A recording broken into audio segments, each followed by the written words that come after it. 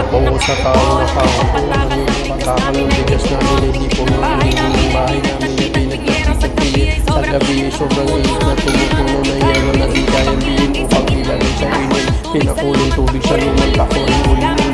Gamit lamang ang panggato sa inaano sa estero. Ang nagsisilbing kusina sa umagayanin namin ang aming ilan. May kayamanan sa kaldero na nagagamit lamang kapag kulang na kulang pa rin. Ulam may pit kasi